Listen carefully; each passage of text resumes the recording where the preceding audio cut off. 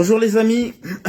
Alors, vous savez, moi, je suis un fan de football depuis petit, comme beaucoup d'Africains. J'adore le football. Donc, je regarde le football, même si avec le temps, je choisis les matchs, parce que avant, je regardais tout ce qui était football. Mais je suis un fan de football. Donc, je suis les gros championnats, les championnats anglais, le championnat espagnol. L'Italie n'est plus ce qu'il était. Le championnat n'est plus ce qu'il était avant. Bon, bref, j'essaie de suivre les championnats et aussi la Ligue des Champions. Et l'année dernière, la Ligue des Champions, il y a un joueur qui a marqué la Ligue des Champions, qui s'appelle Vinicius Junior, un Brésilien. On se rappelle tous de ces matchs aller-retour contre le Bayern. On se rappelle tous de la finale qu'il a fait. On se rappelle tous des tours précédents. Comment il a marqué, on se rappelle de la coupe, je sais plus quoi là, qui a été jouée en Arabie Saoudite.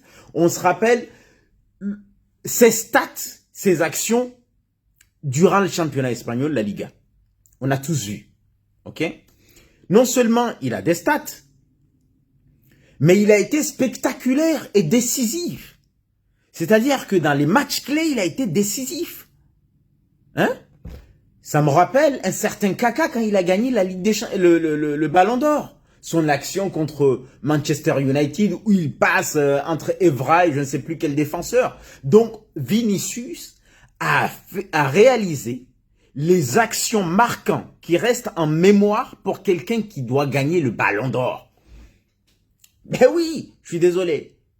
Il a eu les actions qui marquent les esprits, qui permettent à un joueur de gagner le Ballon d'Or. Vinicius Junior, le Brésilien. En termes de buts, donc de stats, que ce soit en Ligue des Champions, que ce soit en championnat. D'accord? Il a été élu meilleur joueur de la Ligue des Champions. En championnat, il a marqué beaucoup de buts. On est d'accord à ce niveau-là. Et aussi, en termes d'actions spectaculaires. Donc, je le répète, des actions mémorables, des actions décisives. Ok? Et donc, en termes de titre, il a quoi? Il a cette coupe qui a été jouée en Arabie Saoudite, je ne sais plus comment ils appellent cette coupe-là. Il a le championnat espagnol, il a la Ligue des Champions. Et dans la même équipe, il y a un autre joueur qui s'appelle Jude Bellingham, qui a fait une saison extraordinaire pour un milieu de terrain. Mais malheureusement, vers la fin de la saison, il n'a pas été aussi décisif que Vinicius. En termes de spectacle, ça, il ne peut pas atteindre Vinicius. Mais je parle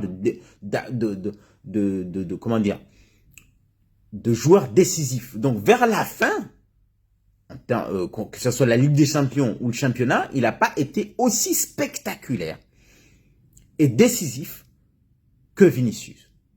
Donc,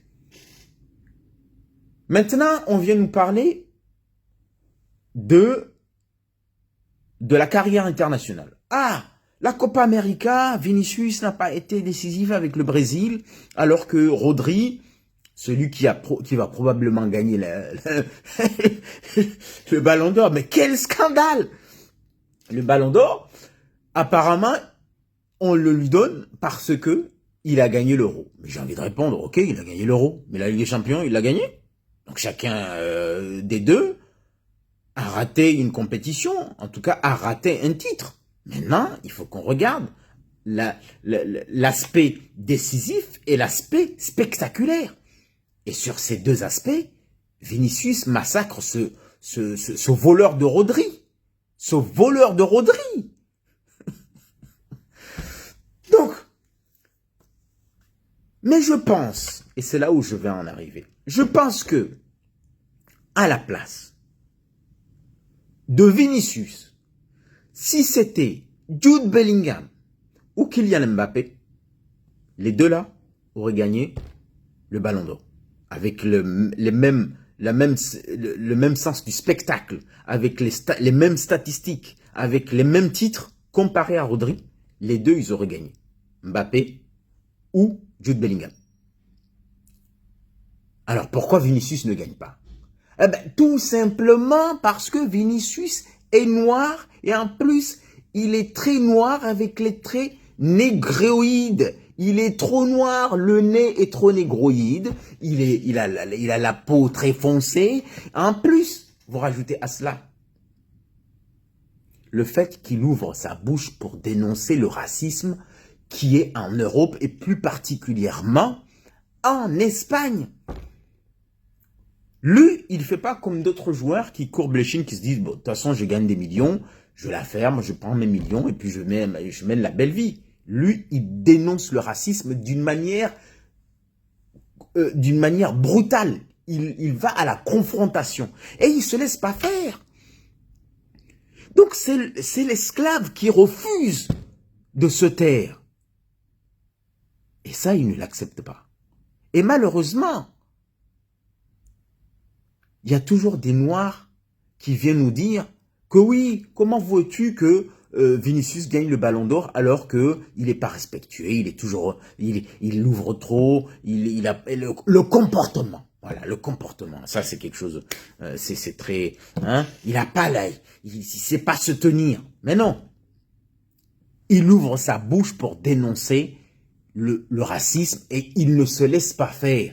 Et ça, que ça soit les racistes ou beaucoup de Noirs qui ont été habitués à courber les chines, ils ne supportent pas de voir leurs collègues qui ouvrent sa bouche ou un de leurs semblables qui ouvre sa bouche. C'est ce que Samuel Eto'o disait une fois. Il disait, tu sais, quand on est sur le terrain et qu'on dénonce le racisme, il y a toujours le petit Noir qui sera intelligent qui vient nous dire, quand on dit on va sortir du terrain, mais non, c'était pas aussi scandaleux que ça. C'est bon, tu peux laisser passer la petite banane qui a été jetée. Bon, c'est pas grave. Eh ben, Vinicius, lui, il ne laisse pas passer la petite banane qu'on lui a jetée. Il dit, toi, il s'attaque même aux spectateurs racistes qui sont là. On lui dit, oui, mais il peut passer, il peut laisser passer, sinon il va envenimer. Eh ben, moi, je le soutiens. Tu laisses pas passer. Et ça, on ne le lui pardonne pas. Sans compter l'aspect psychologique du racisme primaire qui n'accepte pas qu'un noir très noir brille. Parce qu'un noir comme ça, avec les traits comme ça, doit être un ouvrier qui doit travailler pour les autres comme N'Golo Kanté. Hein? Et s'il se comporte comme N'Golo Kanté, c'est-à-dire qu'il se tait, qu'il sourit comme ça à tout le monde, qui est timide comme ça, et qui est en plus ouvrier, ne surtout pas être un cadre. Hein? Tu dois être l'ouvrier. Hein? N'Golo Kanté, c'est un ouvrier, c'est-à-dire que son poste sur le terrain, c'est le poste d'ouvrier. Il récupère, il donne aux autres. Mbappé, qui est métis, hein, Griezmann et les autres. D'accord? Et en plus, il se tait, il parle pas. Oui, il fait tout ce qu'on lui dit de faire.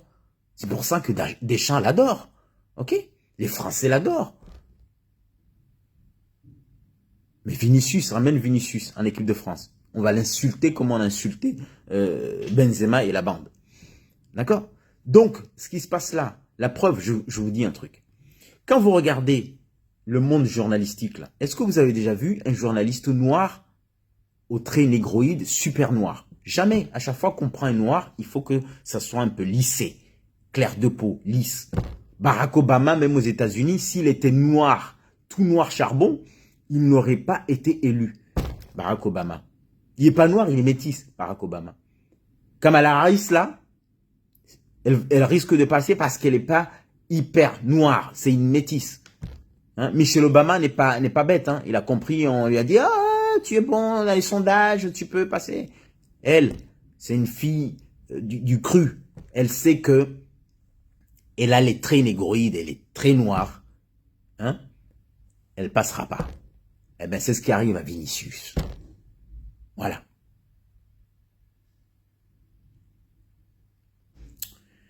C'est un scandale. Donc, je voulais dénoncer ce racisme. Si effectivement Vinicius est privé du Ballon d'Or ce soir, c'est un scandale. Et il faut qu'on le dénonce.